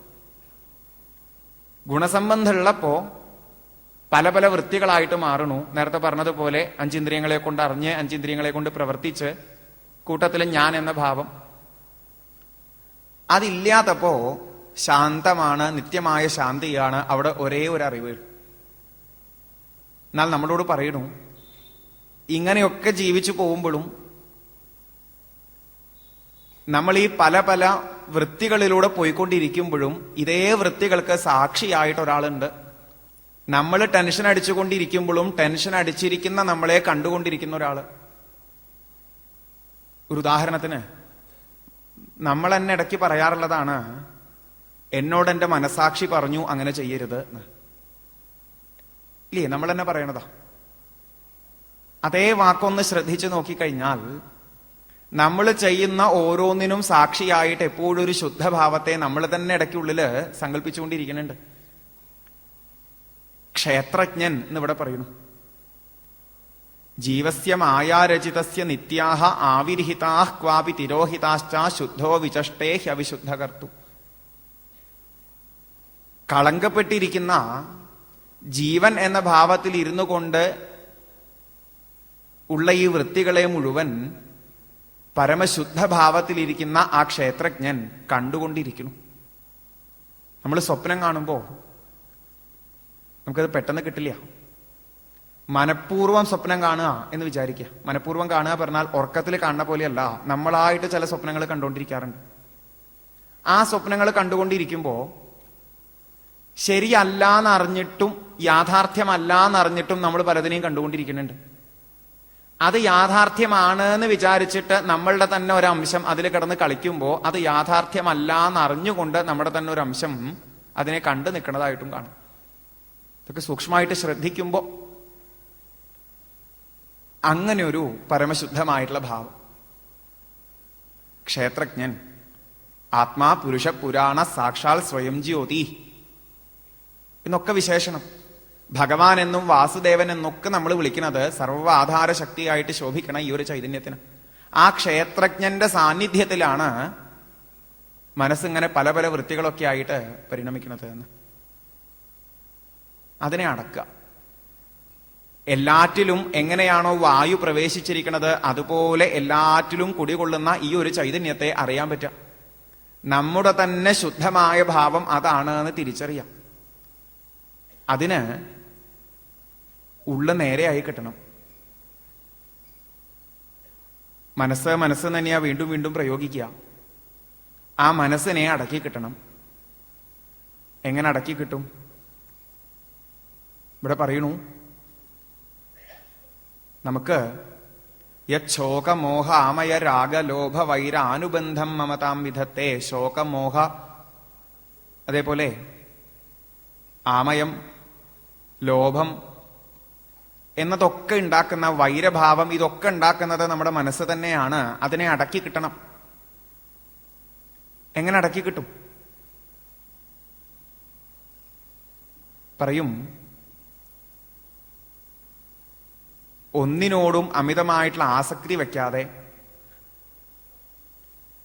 രാഗദ്വേഷ ലോഭ മോഹ മത മാത്സര്യാദികളെല്ലാം ജയിച്ചുകൊണ്ട് നിൽക്കാൻ സാധിക്കാം. നമ്മുടെ തന്നെ ശ്രദ്ധയില്ലാതെ കണ്ട് ഏറ്റവും വലിയ ശത്രുവായി മാറിയിട്ടുള്ള നമ്മുടെ തന്നെ മനസ്സിനെ എത്രത്തോളം ക്ഷേമത്തിലേക്ക് എത്തണമെന്ന് കൊതിക്കുമ്പോഴും പല പല ഭാവങ്ങളിലേക്ക് നമ്മളെ കൊണ്ടുപോയിക്കൊണ്ടിരിക്കുന്ന മനസ്സിനെ ശ്രദ്ധയോടുകൂടി അടക്കി നിർത്താൻ സാധിക്കുക. ഗുരോർ ഹരേശ്ചരണോപാസനാസ്ത്ര. ഗുരുവായ നമുക്ക് നേർവഴി കാട്ടുന്ന ഈശ്വരന്റെ ഭാവം ഗുരുനാഥനായിട്ട്, ആ ഗുരുനാഥനെ തന്നെ വേണ്ട രീതിയിൽ പാദസേവ ചെയ്തുകൊണ്ട് വയുനോദയേന വേണ്ട അറിവ് പ്രാപ്തമാക്കി ഈ മനസ്സിനെ അടക്കാം. ഇതേ വഴിയുള്ളൂ എന്നാണ് ഭരതയോഗീശ്വരൻ പറഞ്ഞു വരുന്നത്. ചുരുക്കം പറഞ്ഞാൽ, നമ്മൾ ആദ്യേ ഒരു വരിയിൽ പറയണ്ടായി സന്മനസ്സുള്ളവർക്ക് സമാധാനം എന്നുള്ളത്. നമ്മുടെ തന്നെ മനസ്സാണ് കുഴപ്പമെന്നുള്ളത് തിരിച്ചറിയാം. ഏറ്റവും ചുരുങ്ങിയത് എൻ്റെ ഉള്ളിലുണ്ടാവുന്ന ഇളക്കമാണ് എനിക്ക് പുറമെ പല പല അനുഭവങ്ങളും കൊണ്ടുതരുന്നത് എന്ന് തിരിച്ചറിയാം. ഇത് ഇന്നോ ഇന്നലെയോ തുടങ്ങിയതല്ല, പല ജന്മങ്ങളായിട്ട് ഇങ്ങനെയാ, പല വേഷങ്ങൾ കെട്ടിയിട്ട് ഇങ്ങനെ തന്നെയാ.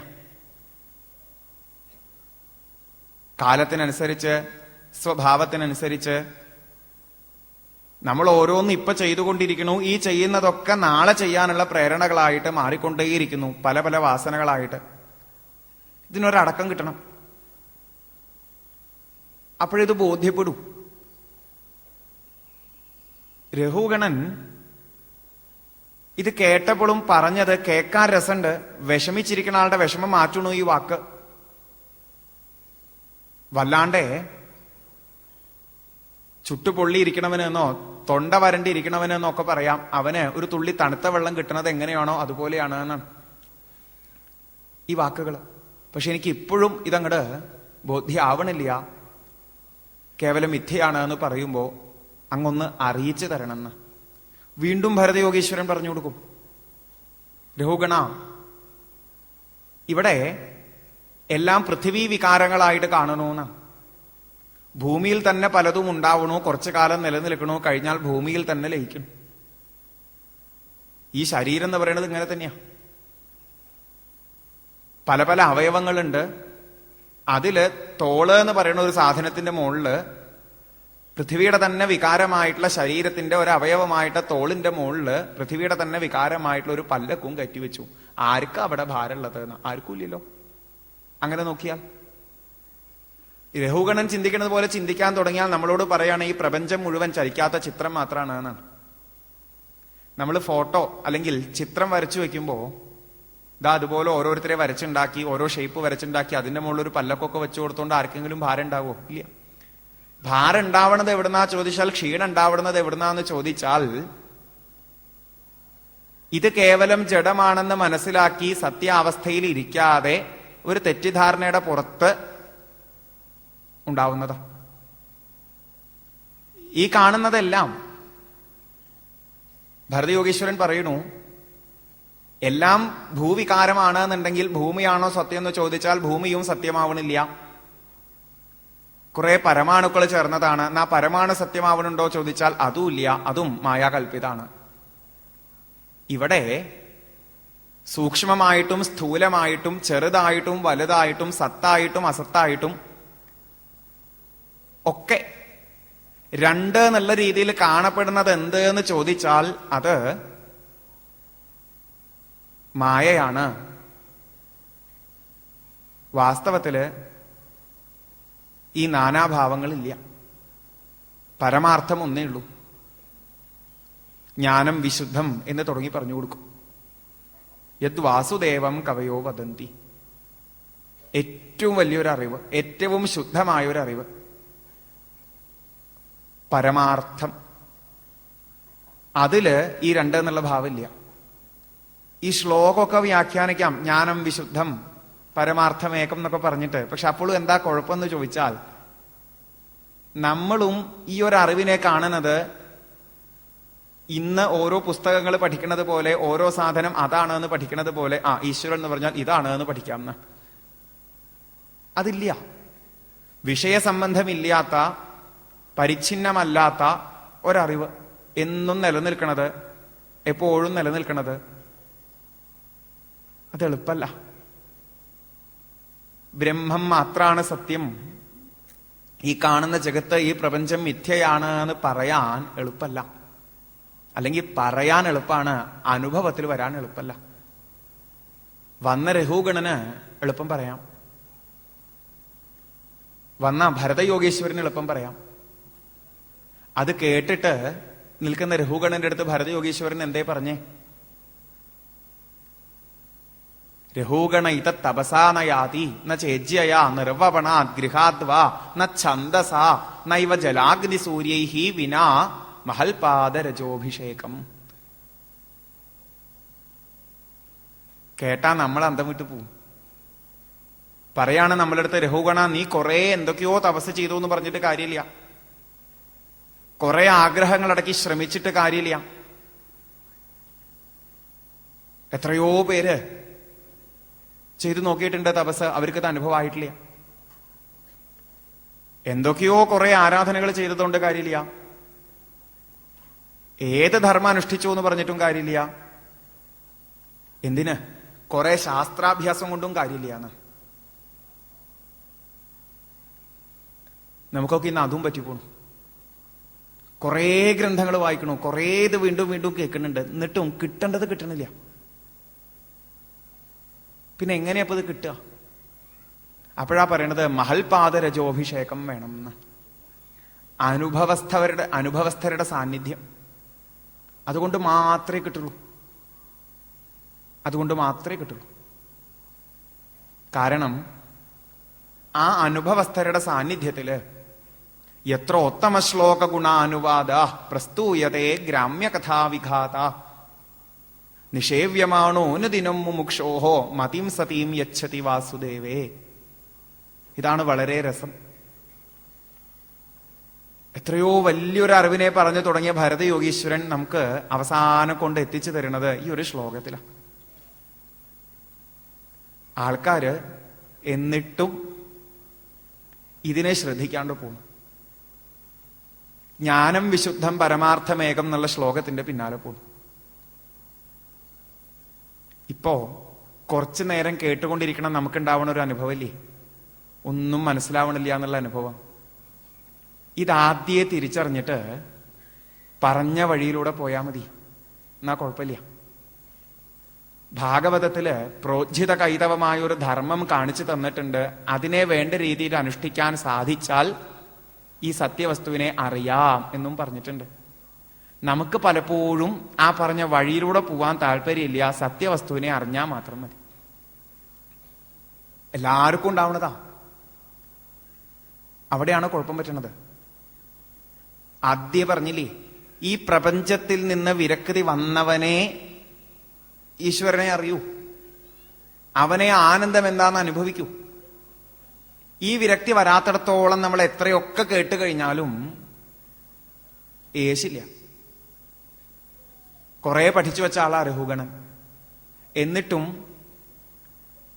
താൻ തന്നെ നിശ്ചയിക്കണ ശമ്പളവും വെച്ച് ബലാൽക്കാരയണ കുറെ ആൾക്കാരെ തന്റെ പല്ലക്കെടുക്കാൻ നിയോഗിച്ചു രഘുഗണൻ എന്നുണ്ടെങ്കിൽ,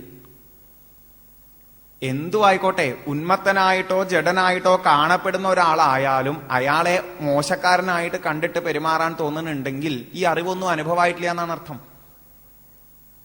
നമുക്ക് ഈ അറിവിനെ വേണ്ട രീതിയിൽ നേടാനായാൽ ആനന്ദമാണ്. പക്ഷേ അത് നേടാറായിട്ടില്ല, ആവണില്ല. അത് കിട്ടണില്ല എന്ന് തോന്നുമ്പോഴേക്കും ശ്രദ്ധ വിട്ട് പിന്തിരിയാനും തോന്നിപ്പോണു. അതില്ലാതെ മുറുകെ പിടിക്കാൻ പറ്റണം, മുന്നോട്ട് പോവാനായിട്ട് സാധിക്കണം. സത്സംഗമാണ് ആവശ്യം എന്ന് എടുത്തെടുത്ത് പറയണു. സത്സംഗം തന്നെ ആവണേ. അവിടെ അനുഭവസ്ഥവരുടെ സാന്നിധ്യം എന്നെടുത്ത് ചിന്തിക്കണം. ഇതൊക്കെ സത്സംഗ. പക്ഷെ ഈ സത്സംഗത്തിലൂടെ പോയിട്ട് ഇത് കേൾക്കാനുള്ള താല്പര്യം വർദ്ധിച്ചെടുക്കാം. ഒരു കണക്കിന് പറഞ്ഞാൽ ഇത് കേൾക്കുന്നത് കൊണ്ടേ, ഇതിൽ പറയുന്നത് പോലെ ഒന്നിലേക്ക് എത്തിച്ചേരുന്നത് കൊണ്ടേ എനിക്ക് നിത്യമായ ശാന്തി ലഭിക്കുള്ളൂ എന്ന് ഒന്ന് ഉറപ്പിക്കാൻ സഹായകരാവും. എന്നിട്ടിങ്ങനെ മുന്നോട്ട് പോകുമ്പോ നമുക്കൊരു സത്സംഗം ലഭിക്കും, ഒരു അനുഭവസ്ഥന്റെ സാന്നിധ്യം.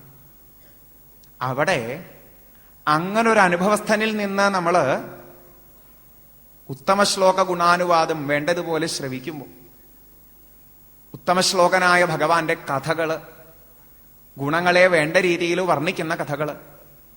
ഉത്തമശ്ലോകം എന്ന് പറയുമ്പോ സാധാരണ ആചാര്യന്മാര് വ്യാഖ്യാനിച്ചു കാണുന്നു, നമ്മുടെ അറിവില്ലായ്മയെ തീർക്കുന്ന കീർത്തിയോട് കൂടിയ ഭഗവാൻ. ആ കഥകളെ കേൾക്കുക. നേരത്തെ ബ്രഹ്മമെന്നും സത്യമെന്നും ഒക്കെ, വിശുദ്ധം ജ്ഞാനം എന്നൊക്കെ എന്തിനെ പറഞ്ഞിട്ടുണ്ടോ അതേ സത്യം തന്നെ.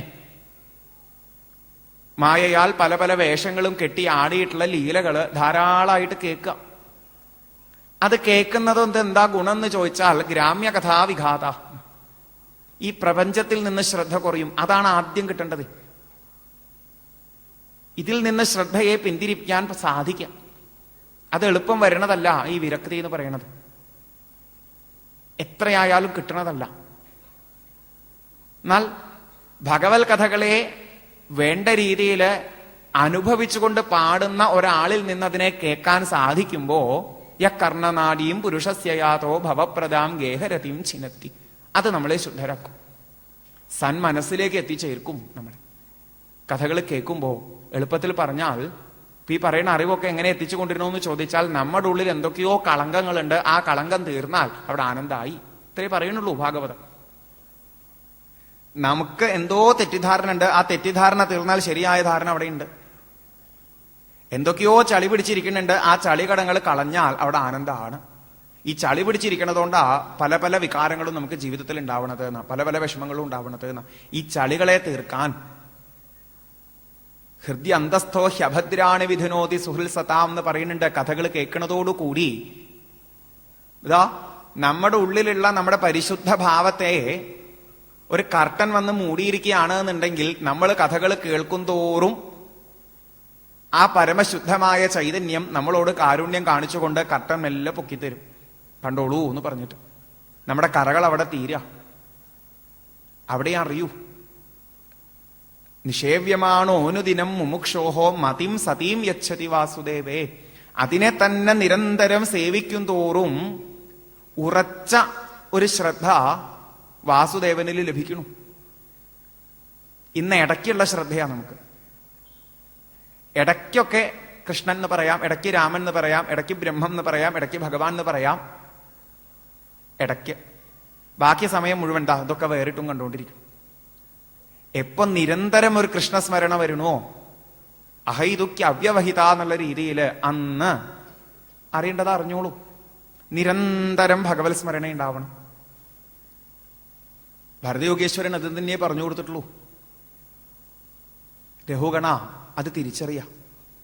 സത്സംഗം തന്നെയുള്ളൂ, മഹാത്മാക്കളുടെ സാന്നിധ്യം തന്നെയുള്ളൂ നമ്മളെ ശുദ്ധീകരിച്ച് നേർവഴിയിലേക്ക് നയിക്കാനായിട്ട്. ഞാൻ പണ്ട് ഭരത ചക്രവർത്തി ആയിരുന്നു. എല്ലാം വിട്ട് വിമുക്ത ദൃഷ്ടശ്രുത സംഘബന്ധ, സകല ബന്ധങ്ങളും വിട്ട് ഭഗവാനെ സേവിച്ചുകൊണ്ടിരുന്നവനാണ്.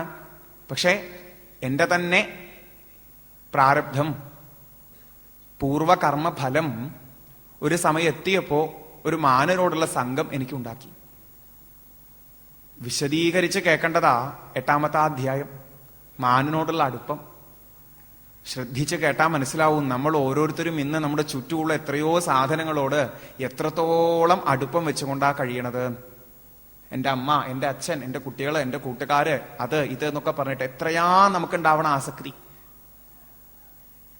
അതും എല്ലാം വിട്ട ഒരുവന് പോലും വീണ്ടും ഇതിനോടൊരടുപ്പം തോന്നിയെന്നുണ്ടെങ്കിൽ ഇതൊന്നും വിടണമെന്നും കൂടി ചിന്തിക്കാത്ത നമുക്ക് എത്രയൊക്കെ ആസക്തി ഉണ്ടാവുമെന്ന് ചിന്തിക്കാം. അത്രയധികം ഉണ്ട്. എത്രയൊക്കെ തത്വസമീക്ഷാ സത്രത്തിലെ തത്വങ്ങളെ കേട്ടാലും നമുക്ക് തോന്നുന്നുണ്ടോ ഇന്ന വീട്ടിൽ എന്റെ കാര്യങ്ങളൊക്കെ മറന്നിട്ട് നമ്മൾ തന്നെ ശ്രദ്ധിച്ചിരിക്കുന്നു? ഇത് കേൾക്കുന്ന ഓരോ നിമിഷവും നമ്മുടെ ഓരോരുത്തരുടെ ഉള്ളിൽ, അത് പറയുന്ന ആചാര്യന്മാരായാലും കേൾക്കുന്ന ശ്രോതാക്കളായാലും, ഞാൻ ഇന്ന സ്ഥലത്ത് ഇന്ന വീട്ടില് ഇന്ന കുടുംബത്തില് താമസിക്കുന്ന ഇന്ന ആള്, ഇതേ ഉള്ളൂ. അതിന്റെ കുറേ നൂലാമാലകളുണ്ട്, അതേ ഉള്ളൂ. അതൊന്ന് വിടാൻ സാധിക്കണില്ല.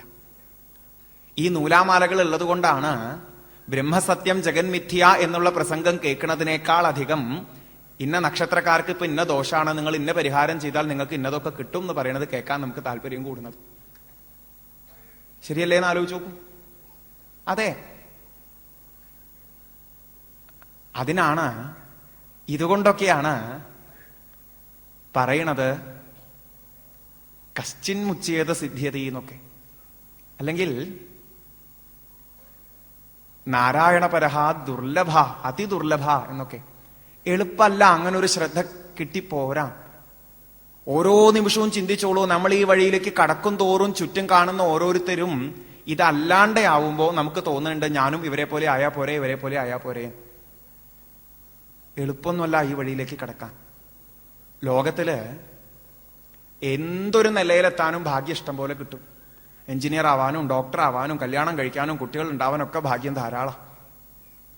പക്ഷേ ശാന്തി ഉണ്ടാവാൻ ഭാഗ്യം കിട്ടില്ല. ഏറ്റവും വലിയ ഭാഗ്യം എന്തിനാ വേണ്ടത് ചോദിച്ചാൽ, ജീവിതത്തിൽ എവിടെയായിരുന്നാലും ഒന്നും ബാധിക്കാത്ത രീതിയിൽ സമാധാനമായിട്ട് കൂളായിട്ടിരിക്കാണ്.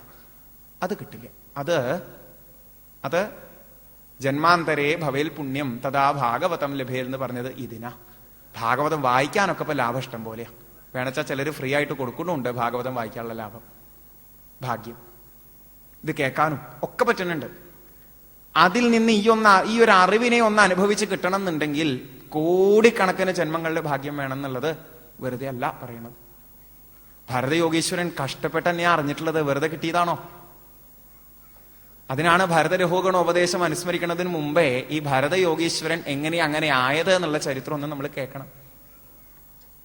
ആ തുടക്കം നമുക്കുണ്ടായാൽ ഇതറിയാം. നമ്മുടെ അവസ്ഥ വിരക്തി വരാത്തവർക്ക് ഇത് അനുഭവമാവില്ല എന്നുള്ളത് കൊണ്ടാണ് ഭരതയോഗീശ്വരൻ ഭവാടവിയായിട്ട് നമ്മുടെ ജീവിതത്തെ അവിടെ വർണ്ണിച്ചു കൊടുത്തത്. ഒരു കച്ചവട സംഘം കുറച്ച് ധനവും കയ്യിലെടുത്ത് ഒരു കാട്ടിലേക്ക് എത്തിച്ചേർന്നു. മുന്നോട്ട് പോയിക്കൊണ്ടിരിക്കെ കള്ളന്മാര് പിടിച്ചു പറിക്കണു, കുറുക്കന്മാര് ചെന്നായ്ക്കള് തുടങ്ങിയവ വന്ന് ബുദ്ധിമുട്ടിക്കണു എന്നൊക്കെ പറഞ്ഞുകൊണ്ട് നമ്മൾ ഓരോരുത്തരും സാക്ഷാൽ പരമപുരുഷ ആരാധന ലക്ഷണോ യോസൗ ധർമ്മ, ഈശ്വരബുദ്ധി, ഈശ്വരനെ സ്മരിച്ചുകൊണ്ട് കഴിയാനുള്ള ഒരു ഭാഗ്യം എന്ന് പറയാം. ആ ഒരു സമ്പത്ത് ഈശ്വര ഭജനത്തിനായിക്കൊണ്ട് അത് കുറച്ചെങ്കിലും ഉണ്ടായിട്ടാണ് വരുന്നത്. അതിനെ കൂടി ഇവിടെ എത്തുമ്പോ നഷ്ടായി പോണു. കുട്ടിക്കാലത്ത് നിഷ്കളങ്ക ഭാവമായിരുന്നു, അവിടേക്ക് കയറ്റി കിട്ടുന്നത് മുഴുവൻ നമ്മളെ ആ ശാന്തിയിൽ നിന്ന് അകറ്റുന്നതാ. നമ്മുടെ മനസ്സും ഇന്ദ്രിയങ്ങളും തോന്നിയ വഴിക്ക് കൊണ്ടുപോകണു. അത് കണ്ടില്ലെങ്കിൽ നിനക്ക് സമാധാനം ഇല്ല എന്ന് പറയണു, ഇത് കേട്ടില്ലെങ്കിൽ നിനക്ക് സമാധാനം ഇല്ല എന്ന് പറയണു, ആ രുചി നീ അറിഞ്ഞില്ലെങ്കിൽ നിനക്ക് സമാധാനം ഇല്ല എന്ന് പറയണു. തോറ്റു നമ്മൾ. എവിടെങ്കിലും ഒന്ന് സ്വസ്ഥായിട്ട് കുറച്ചു നേരം ഇരിക്കുമ്പോഴേക്കും ചുറ്റും ഒരു കുഴപ്പമില്ല എന്നുണ്ടെങ്കിലും ഉള്ളിൽ തോന്നിപ്പിക്കുകയാണ് എന്തോ ചില കാര്യങ്ങൾ കഴിഞ്ഞു, അതോടുകൂടി സമാധാനം. ഒന്നിലോ പണ്ടെങ്ങോ ഉണ്ടായ ഒരു കാര്യം, അല്ലെങ്കിൽ 10 കൊല്ലം കഴിഞ്ഞാൽ എന്താവും എന്ന് ചിന്തിച്ചിട്ട് ഇതൊക്കെ മതി ഇത് പോവാൻ. മനസ്സും ഇന്ദ്രിയങ്ങളും അങ്ങനെ കൊണ്ടുപോകുന്നുണ്ട് ഓരോ വഴിക്ക്. പിന്നെ താൻ ഈ ശരീരമാണെന്ന് അഭിമാനത്തോടു കൂടി കഴിയേണ്ടി വരുന്നത് കൊണ്ട് ചുറ്റുമുള്ള പല പല ബന്ധുക്കള്, അവര് ഓരോ തവണയും നമ്മള് അവരെ നമ്മുടേതെന്ന് കാണുന്ന സമയത്ത് വിട്ടോണ്ടേയിരിക്കുക ഈശ്വരനിൽ നിന്ന്. എത്രയൊക്കെ പ്രവൃത്തികളാ ഓരോരുത്തർക്ക് ചെയ്യേണ്ടി വരുന്നത് ജീവിതത്തിലെ സമാധാനത്തിലേക്ക് എത്തണം എന്ന് കൊതിച്ചും കൊണ്ട്. പലതും പറയണു. ഇവിടെ ചില കുന്നുകളൊക്കെ കയറാൻ ശ്രമിക്കും, കല്ലും മുള്ളും നിറഞ്ഞ വഴിയിലൂടെ എന്നൊക്കെയാ. പല പല കടമ്പകളും കടക്കാൻ നോക്കുന്നുണ്ട് ജീവിതത്തില്. നേരെ ആവണില്ല, എന്നിട്ടും ശാന്തി ലഭിക്കണില്ല. നേരെ പോയിക്കൊണ്ടിരിക്കണതിന്റെ ഇടയിൽ സ്വന്തമായിട്ട് കുറെ സാധനങ്ങൾ എടുത്തു വെക്കും, കുറെ ലൗകികം അനുഭവിക്കാൻ വേണ്ടിയിട്ട്. അത് ഇതേപോലെ പോണം മറ്റുള്ളവർ തട്ടിപ്പറിച്ചു കൊണ്ടുപോവുക. ഒരു ഇത്തിരിയെങ്കിലും നഷ്ടപ്പെട്ടതിന്റെയോ മറ്റുള്ളവൻ കൂടുതൽ എടുത്തതിന്റെയോ പേരിൽ തമ്മിൽ കലഹം ഉണ്ടാവുക. ഇങ്ങനെ പോവുക.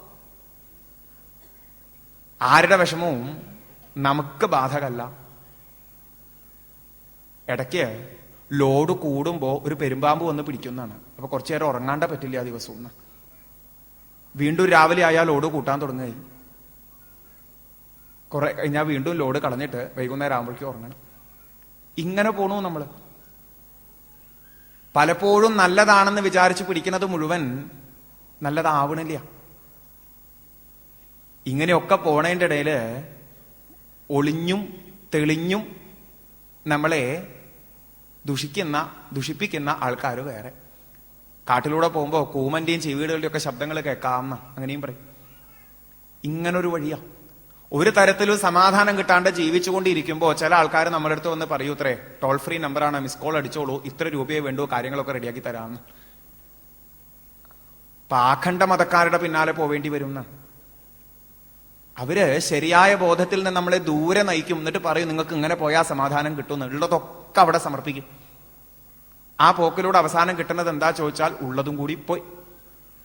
അപ്പൊ ബോധം ഉദിക്കൂത്രേ, ഇതല്ലായിരുന്നു വേണ്ടിയിരുന്നത്. ഏറ്റവും താഴത്തെ എക്സ്ട്രീമിൽ നിൽക്കുന്ന സമയത്ത് അപ്പൊ ഏറ്റവും മുകളത്തെ എക്സ്ട്രീം ആയിട്ടുള്ള ഭക്തന്മാരുടെ ബ്രാഹ്മണരുടെ ശീലത്തിലേക്ക് കടക്കും. അപ്പൊ മനസ്സിലാവും എന്നെ കൊണ്ട് ഇത് കൂട്ടിയാൽ കൂടില്ല. അപ്പൊ അതും വിടുത്രേ. ഇനി വരാൻ പോണ കാലത്ത് നോക്കാന്ന് പറഞ്ഞിട്ട് ഇപ്പൊ എങ്ങനെയെങ്കിലുമൊക്കെ കഴിച്ചു കൂട്ടിക്കോട്ടെ വിചാരിച്ചിട്ട് കുറെ കുരങ്ങന്മാരെ പോലെ ജീവിക്കുന്നതാണ്. ഉള്ള കാലം ഇങ്ങനെ അടിച്ചു പൊളിച്ച് ജീവിക്കുക. കരയാൻ തോന്നിയാ കരയാ, പേടിക്കാൻ തോന്നിയാ പേടിക്കുക, ടെൻഷൻ ഇങ്ങനെ അടിക്കുക. ആരും രക്ഷപ്പെടുന്നില്ല. ഹരിഗുരു മധുകരാനുപദവിയും. ഈ കാട്ടിന്റെ ഉള്ളിൽ ശ്രദ്ധിച്ചു കഴിഞ്ഞാൽ ആനന്ദമുണ്ട്, കണ്ടെത്താം. അത് സേവിച്ചു പോകുന്ന കുറെ സജ്ജനങ്ങളുണ്ട്. അവരുടെ വഴിയെ യന്യസ്തദണ്ഡോ ഗതവൈരോഭിയാതി. വൈരഭാവം വിട്ടിട്ട് ആരെയും വിഷമിപ്പിക്കാത്ത ഭാവത്തിലേക്ക് എത്തിച്ചേർന്നവര് ഇതേ കാട്ടിലൂടെ പോയിട്ട് ഏതൊരു നിലയിലേക്ക് എത്തിച്ചേരുന്നുണ്ടോ, മറുകര കാണുന്നുണ്ടോ, ആ മറുകര നമുക്ക് കാണാൻ പറ്റണില്ല. രഘുഗണ, അതുകൊണ്ട് ശ്രദ്ധിക്കാം. അറിവുണ്ട് നിനക്ക്, അറിവാകുന്നൊരു വാള് നിന്റെയിലുണ്ട്, മൂർച്ചയില്ല. മൂർച്ച കൂട്ടി കൊണ്ടുപോവുക. എങ്ങനെയാ മൂർച്ച കൂട്ടി കൊണ്ടുപോവുക? പറയണു, സന്യസ്തദണ്ഡ കൃതഭൂത മൈത്ര അസജ്ജിതാത്മാ ഹരിസേവയാ ശിതം ജ്ഞാനാസി മാതായ തരാതിപാരം. ഇത് ഓർത്തു വയ്ക്കുക. നമുക്ക് എന്താ ഇവിടെ രക്ഷപ്പെടാനുള്ള വഴി? ആദ്യം പറഞ്ഞില്ലേ, വഴി അറിയാ, വഴിയിലൂടെ പോവാ, ലക്ഷ്യത്തിലേക്ക് എത്തിക്കോളും. എങ്ങനെയായാലാ ശാന്തി ഉണ്ടാവുക? ഈ അറിവ് നേടിയാലാണ് ശാന്തി ഉണ്ടാവുക എന്ന് പറയുന്നുണ്ടെങ്കിൽ അത് ശരിയാണ്. പക്ഷെ ആ അറിവിലേക്ക് എത്താൻ ഒരു വഴിയുണ്ട്. ആ വഴിയിലൂടെ പോവൂ. ആദ്യം പഠിപ്പിച്ചു തരുന്നത് ഭാഗവത അതാണ്. സന്യസ്തദണ്ഡനാവൂ, കൃതഭൂത മൈത്രനാവൂ, അസജ്ജിതാത്മാവൂ. എളുപ്പത്തിൽ പറഞ്ഞാൽ ഒന്നിന്റെ പേരിലും ആരെയും വേദനിപ്പിക്കാൻ ശ്രമിക്കാണ്ടിരിക്കുക. സകല ഭൂതജാലങ്ങളിലും മൈത്രി എന്ന് പറയുന്നത് ഉണ്ടാവുക. മൃഗങ്ങള്, പക്ഷികള്, സസ്യങ്ങള്, മറ്റു മനുഷ്യര്, എല്ലാവരിലും ഒരേ ഈശ്വരൻ കുടികൊള്ളണമെന്നുള്ള ബോധത്തോടു കൂടി എല്ലാവരെയും സ്നേഹിക്കാം. ഇതാ നമ്മളുടെ അടുത്ത് പറഞ്ഞു തരുന്ന വഴി. ആരോടും മോശമായിട്ട് പെരുമാറാണ്ടിരിക്കുക. നിസ്വാർത്ഥമായിട്ട് തന്നാൽ കഴിയുന്നത് ചുറ്റുമുള്ള ഓരോരുത്തർക്കും ചെയ്തു കൊടുത്തുകൊണ്ട് സേവിച്ച് ജീവിച്ചു നോക്കൂ. നമ്മുടെ അഹങ്കാരവും സ്വാർത്ഥത ഇങ്ങനെ താഴ്ന്നു വരും. ഉള്ളിലെ കളങ്കങ്ങൾ മെല്ലെ മെല്ലെ ഇല്ലാണ്ടെയാവും. അവിടെ കൂട്ടത്തിൽ ഇതുപോലെയുള്ള സത്സംഗങ്ങളിലൂടെ ഈ ശാസ്ത്രശ്രവണം കൂടി ആവുമ്പോ വേണ്ടതുപോലെ മൂർച്ചയുള്ള ആ വാള് കയ്യിലുണ്ട്. സംസാരക്കാട്ടിൽ നിന്ന് നമ്മൾ മറുകരയിലേക്ക് എത്തും. അല്ലെങ്കിൽ കിട്ടില്ല. അപ്പോ സന്മനസ്സുള്ളവർക്ക് സമാധാനം എന്ന് പറഞ്ഞ് തുടങ്ങി നമ്മള്. ഈ സന്മനസ്സിനെ കണ്ടെത്താൻ ശ്രമിക്കുക.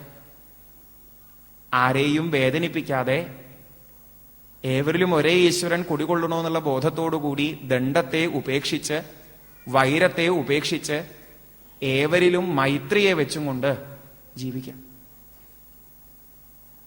ദയയാ സർവഭൂതേഷു സന്തുഷ്ട്യാ ഏന കേനവാ സർവേന്ദ്രിയോപശാന്ത്യാച തുഷ്യത്യാശു ജനാർദ്ദന. സകല ഭൂതങ്ങളിലും ദയയെ വെച്ചുകൊണ്ട് തന്നാൽ കഴിയുന്നത് ഈശ്വര സേവയായിട്ട് സമർപ്പിക്കുക, അവനവന് കിട്ടുന്നതിൽ സന്തോഷിക്കുക, അമിതായിട്ടുള്ള മോഹങ്ങളെ അടക്കി. അവിടെ നമ്മള് നിത്യാനന്ദ സ്വരൂപമായ ചൈതന്യത്തിലേക്ക് ചേർന്നുകൊള്ളും, ഒരു സംശയവുമില്ല. അതിന് സാധിക്കട്ടെ നമുക്ക്. ഭരതയോഗീശ്വരന്റെ സാന്നിധ്യത്താൽ ഇത് അനുഭവമായിട്ടുള്ള രഘുഗണൻ നമസ്കരിക്കണു, യാത്രയാവണം. ഭരതയോഗീശ്വരനും ഇതേ ഭാവത്തില് യാത്ര കൂടി. അദ്ദേഹത്തിന് ഇതിനു മുമ്പ് എങ്ങനെയായിരുന്നു അതേപോലെ ഈ ഉപദേശത്തിന് ശേഷം ഒരു മാറ്റൂല. വീണ്ടും വീണ്ടും ഭാഗവതം നമ്മളെ നിർദ്ദേശിക്കുന്നു. ശാന്തിയാണ് നിങ്ങൾക്ക് വേണ്ടത്, സമാധാനമാണ് നിങ്ങൾക്ക് വേണ്ടത്. ആദ്യം നല്ലതുപോലെ നല്ല വഴിയിലൂടെ ജീവിക്കൂ. ക്രമേണ അറിയേണ്ടതിനെ നിങ്ങൾ അറിഞ്ഞോളൂ. ആ അറിവാണ് ഈ രഘുഗണ ഉപദേശത്തിലൂടെ നമുക്ക് കാണിച്ചു തന്നത്. ആ അറിവിലേക്ക് എങ്ങനെ എത്താം എന്നുള്ളത് എത്തിച്ചേർന്ന ഭരതയോഗീശ്വരന്റെ കഥയിൽ കേൾപ്പിച്ചിട്ടുണ്ട്. അവനവൻ ചക്രവർത്തി ആയിരുന്നിരിക്കെ അവനവന് ചെയ്യാനുള്ളതെല്ലാം പ്രജാപാലനം എന്നത് ഈശ്വരാർപ്പണമായിട്ട് സമർപ്പിച്ചു. ധാരാളം യജ്ഞങ്ങൾ അനുഷ്ഠിച്ചു. താൻ ചെയ്യണമെന്നുള്ള ഭാവമില്ലാണ്ട്, എന്തെങ്കിലും കിട്ടണമെന്ന ആഗ്രഹമില്ലാതെ ഇനിയും ഇനിയും ഈശ്വര സ്മരണയിലേക്ക് തന്നെ കടക്കാൻ വേണ്ടി മാത്രം. ഇതുപോലെ അവനവന് കിട്ടിയിട്ടുള്ള ജീവിത സാഹചര്യം സന്തോഷത്തോടു കൂടി സ്വീകരിച്ച് തന്നാൽ കഴിയുന്നത് ചുറ്റും ഓരോരുത്തരിലും ഈശ്വരനാണെന്ന് തിരിച്ചറിഞ്ഞ് അവരെ സേവിക്കുക. അച്ഛനെ ആയാലും അമ്മയായാലും കുട്ടികളെ ആയാലും ആരെയായാലും ഓരോരുത്തരെയും സകല ഭൂതങ്ങളെയും. അങ്ങനെ പോകുന്നവന് പരമമായ ശാന്തിയിലേക്ക് ഉള്ളിലെ കളങ്കങ്ങൾ തീർത്തുകൊണ്ട് എത്തിച്ചേരാൻ സാധിക്കും എന്ന് വീണ്ടും വീണ്ടും ഭാഗവത ഓരോ കഥകളിലൂടെയും നമ്മളെ ഉപദേശിക്കുന്നുണ്ട്. തൽക്കാലം ആ ഒരു അനുസ്മരണത്തോടു കൂടി ഇവിടെ സമർപ്പിക്കുകയാണ്. നമുക്കും നമ്മുടെ ഏവരുടെയും ഉള്ളിൽ കുടികൊള്ളുന്ന ഈശ്വരനോട് പ്രാർത്ഥിക്കുക.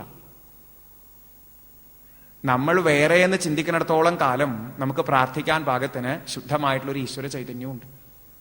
പ്രാർത്ഥിക്കുക. വേണ്ട പോലെ ഉള്ളില് നല്ലത് തോന്നിപ്പിച്ചും കൊണ്ട് സന്മനസ്സിലേക്ക് എത്താൻ പാകത്തിന് പ്രേരണ നൽകിക്കൊണ്ട് ഞങ്ങളെ നടത്തുക. ക്രമേണ അങ്ങയിലേക്ക് അടുപ്പിച്ചു തരണേ എന്നുള്ളത്. അതിന് പാകത്തിന് ഈ അനുസ്മരണം ഭഗവാന്റെ പാദങ്ങളിൽ അദ്ദേഹത്തിന്റെ സന്തോഷത്തിനായിട്ട് സമർപ്പിക്കും. ഗോവിന്ദനാമ സങ്കീർത്തനം ഗോവിന്ദ ഗോവിന്ദ. സ്വസ്തി പ്രജാഭ്യ പരിപാലയന്താം ന്യായേന മാർഗേണ മഹീം മഹീശാഃ. ഗോബ്രാഹ്മണേഭ്യഃ ശുഭമസ്തു നിത്യം. ലോകാഃ സമസ്താഃ സുഖിനോ ഭവന്തു. കായേന വാചാ മനസേന്ദ്രിയൈർവാ ബുദ്ധ്യാത്മനാ വാ പ്രകൃതേ സ്വഭാവാൽ കരോമി യദ്യൽ സകലം പരസ്മൈ നാരായണായേതി സമർപ്പയാമി. സർവം നാരായണായേതി സമർപ്പയാമി. ശ്രീഹരയേ നമഃ. ഹരേ രാമ രാമ രാമ ഹരേ ഹരേ. ഹരേ കൃഷ്ണ കൃഷ്ണ കൃഷ്ണ ഹരേ ഹരേ.